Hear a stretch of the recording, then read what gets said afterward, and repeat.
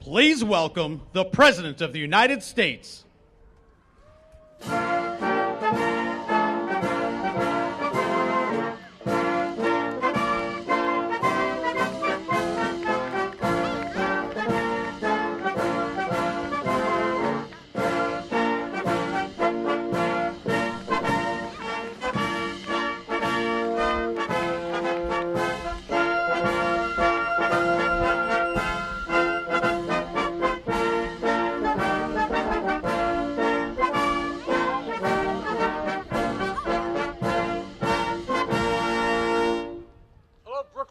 School.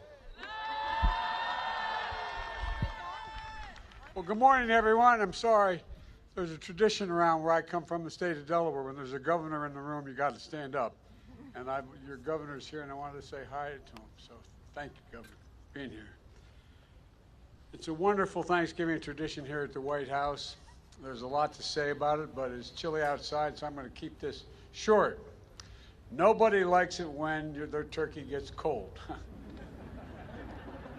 I don't know if they're mad yet or not. But at any rate, I want to thank Ronnie Parker, chairman of the National Turkey Federation, and his family from Monroe, North Carolina. And Ronnie's got 44 years in the turkey business, and he also is the grower of our honored guest today. And Lexi, he got a lot of help from Lexi, our fourth-generation member of the ranch where the turkeys were raised and prepared for this very day. They don't know what the verdict, they're not sure of the verdict yet, but we're going to find out in a minute. They listen to a lot of music, I'm told, in order to prepare for the crowd noise today. That's real hard work. And they interacted with the children to show their softer side. Sounds like another flock hoping to come to Washington 2024. Look, we're joined by another special guest, and that is for what is the largest national turkey presentation ever held at the White House. My dear friends, I can introduce them again, Roy Cooper and First Lady Kristen Cooper here. Truly fantastic leaders. Say hi, man. We're also joined by Congressman Dan Bishop. Where are you, Danny? Hey, Dan, welcome. Great to see you here. Thank you. And from the 9th District of North Carolina. And a special thanks to members of my staff and their young children who are here today as well. Matter of fact, if you look, you see that dog up in the balcony there? That German Shepherd? That's my dog, Commander. I was worried if he came down here with all of he'd just do nothing but kiss you and lick you. He may go after the turkeys, so I kept him up there.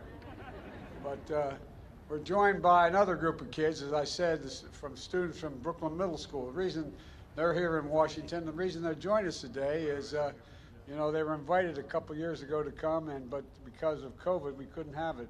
So I'm glad you guys came this year. Thank you very, very much for coming. And we're also joined by students from the 4-H programs of Virginia and Maryland, and the folks from the National Future Farmers of America. I want to thank them for being here as well. But before I gobble up too much time, I didn't mean to get started, man. Don't start on. By the way, that's my grandson, Bo, up there, and my granddaughter. Don't let him jump. At any rate, we got to get on with this. First of all, the votes are in. They've been counted and verified. There's no ballot stuffing. There's no foul play. The only red wave this season is going to be a German Shepherd Commander knocks over the cranberry sauce on our table. That will cause. They are big turkeys, aren't they? My fellow Americans, please welcome the 2022 National Thanksgiving Turkeys, Chocolate and Chip. I tell you what, man. They can go wherever they want. Of course, chocolate is my favorite. Chocolate is my favorite ice cream.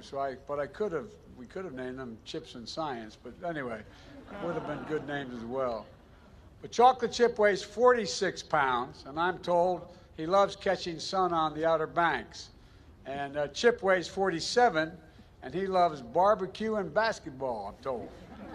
After receiving their presidential pardons today, Chocolate and Chip are going to head to one of the nation's great basketball schools and research universities, North Carolina State.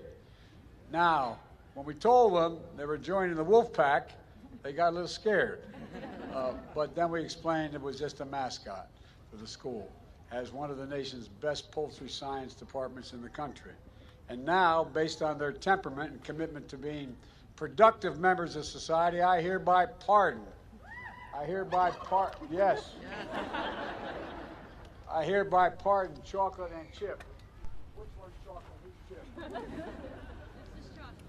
Chocolate, you're pardoned, and so are you, Chip. Chip says, I know, I don't even have to be told. Ronnie, why don't we put him on the table? Can we do that? You can do that. That's a big bird, man.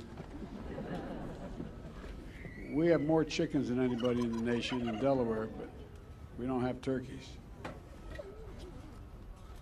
Look at this. God love you. Now this is chocolate, right?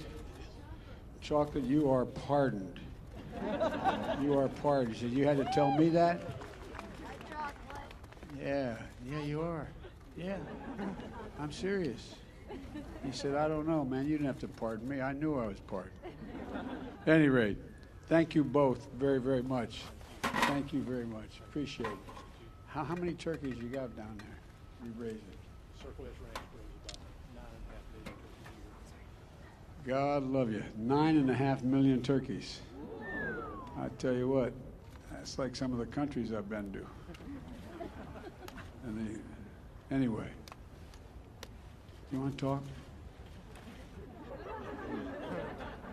Look, folks, in all seriousness, let me close with this. We can't forget the reason for Thanksgiving in the first place. The Pilgrims thought it was pretty important in tough times to come together and thank God, grateful for what we have. That's what the Thanksgiving tradition is all about, being grateful for what we have. And grateful for fellow Americans who we may never meet, but who will be, there you go. They're grateful. And think about the scientists and researchers, doctors and nurses keeping us safe through the pandemic. 2 years ago, we couldn't even safely have Thanksgiving with large family gatherings. Now we can. That's progress, and let's keep it going. We have new COVID vaccine updates to deal with, new variants to protect you and your loved ones. So get it today. Get your flu shots as well. This winter can be much happier than recent holiday seasons, but you have to do your part. Please visit vaccines.gov. Decide what you're going to do. We're also grateful for frontline workers keeping essential services going and growing and providing food on our tables. We're grateful for our faith leaders and their counsel and comfort and support. Later today, Jill and I are going to be flying down to North Carolina, to Cherry Point, North Carolina, for a Friendsgiving, where we'll be serving Thanksgiving dinner to the troops and military families to demonstrate our gratitude for their service and sacrifice. And so many of those families are missing someone at their table today, like our family. So many military folks that we have lost. And so it's just really it's important to keep them in our hearts, those who've lost so much and those who are going to have an empty seat at their table this Thanksgiving. This is a special time, and it's in the greatest nation on earth, so let's be grateful. Scripture says, let us rejoice always, pray continually, and give thanks in all circumstances. Folks, let's remember all the political fighting that goes on you read about. Let's remember one thing. This is the United States of America. The United States of America. There's not a single solitary thing beyond our capacity as a nation. Nothing beyond our capacity if we do it together, united. United. You picked two great turkeys. From the Biden family to all of yours, happy Thanksgiving, and may God bless you all, and may God protect our troops. Thank you all for being here.